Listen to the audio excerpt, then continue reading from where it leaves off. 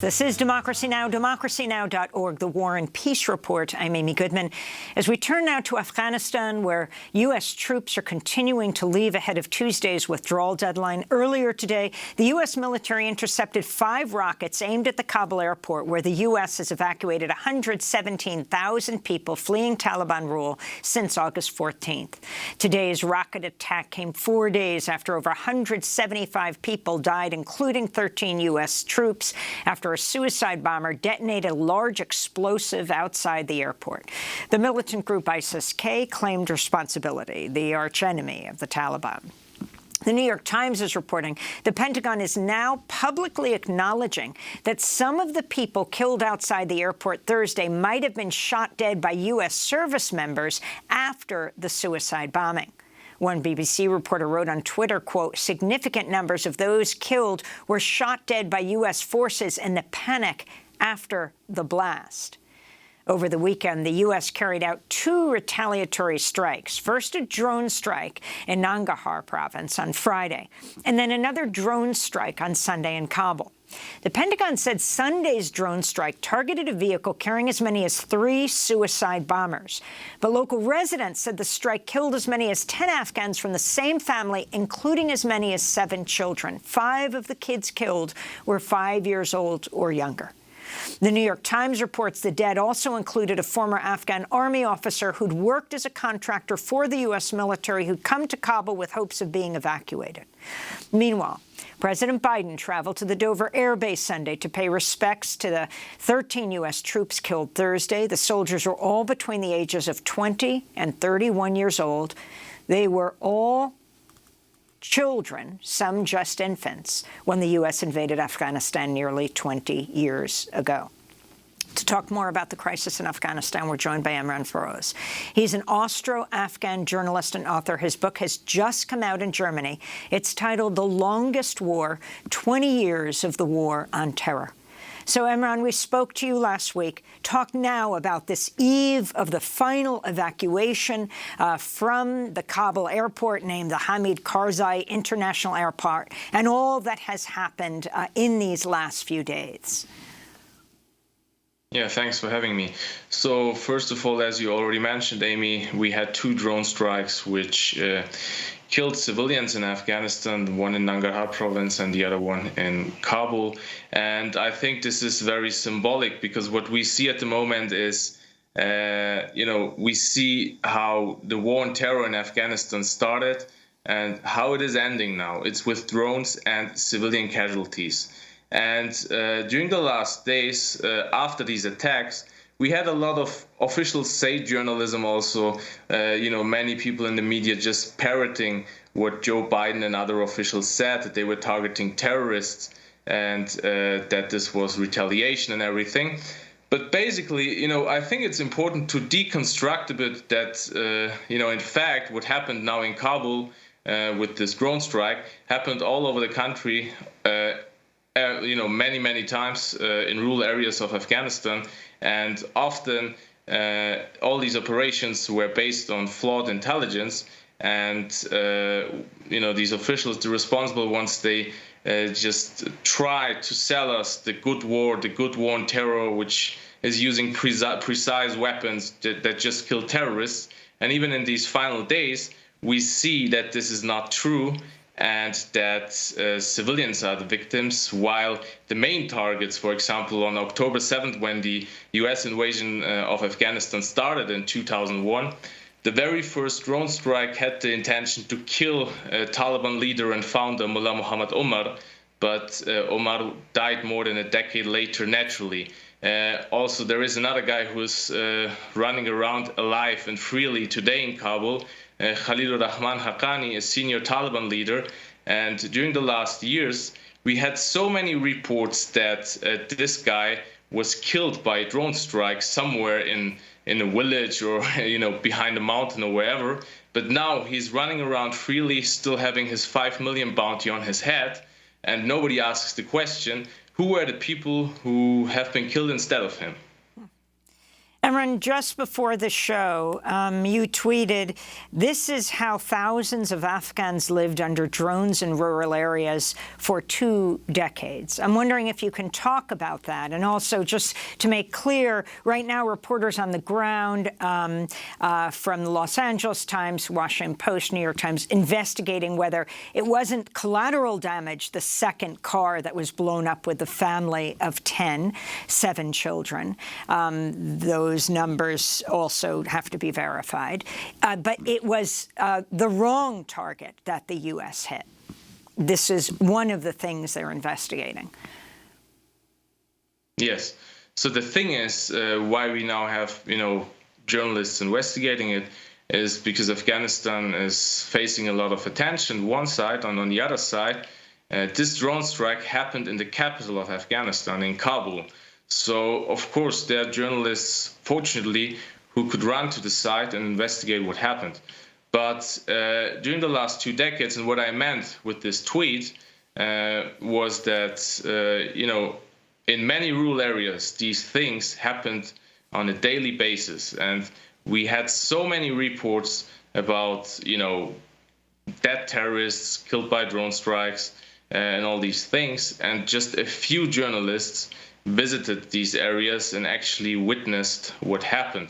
I've been to some of these villages and rural areas during my last reporting trips within the last years, and often it was always the same story. People were just terrorized, people like farmers and other laborers in rural areas were just terrorized by these drone attacks, while the targets, the Taliban militants and other ones, they had the ability to hide themselves. They were successful, because they knew at the end they will not be killed, but they will kill someone else, because often the intelligence was very flawed. And we also have to remember a bit how often and how it happened and why it happened. In many cases, for example, we had security officials or American soldiers on the ground who just received wrong information because someone told him, "Hey, listen, this is a village, it's full with Taliban," but actually it was just a personal feud or something that was going on. And at the end, you had a lot of civilians being killed. There was also a lot of racism. There's also a lot of intra-Afghan racism between people from urban areas and rural areas, and also from different ethnicities. So at the end, or different tribes. So at the end, all these things also played a role. But the Americans, who had so many years over there, who stayed there for so many years, didn't check anything, and they just used the flawed intelligence to bomb the people. And I think that something similar happened here. And at the same time, of course, we had all these retaliation rhetoric from Joe Biden. There was some kind of pressure, apparently, from American public that something needs to be done, or maybe the U.S. administration felt that there is something we need to do now. And they also knew that at the end, they can say whatever they want. They drone some people, nobody will check what happened, and people will just spread the official line. I wanted to read a quote from Mohammed Fawad. He is a relative of the family killed Sunday. He told the Los Angeles Times, "I want Joe Biden to know about this. Why do you attack these people and say it's Daesh? All of these kids were martyred. Look at them. Which one of these people is Daesh? These people worked with the government, with the U.S., and look at these kids. Do you think they're Daesh?" And explain Daesh, another word for ISIS. Exactly. So the thing is that also it's not the first time, by the way, that that allies of the Americans were killed. There were many drone strikes and night raids. I investigated some of them myself, where the victims were not just civilians, they were actually people who used to work with the Americans. And not a single one of these attacks, or most of them, wasn't really investigated.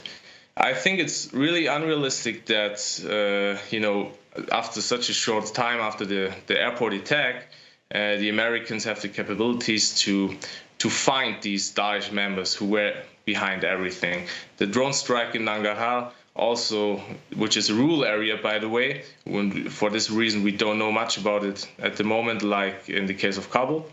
but also over there, I think it's rather unrealistic that the Americans could find the people who were behind the attack in such a short time span and bomb them. But I think also that, you will not. It will not be. The war on terror wasn't successful. It was a failure because of all these things that happened, because of all the civilian casualties that happened, and that actually people like the Taliban could recruit successfully amongst the people who suffered from the war.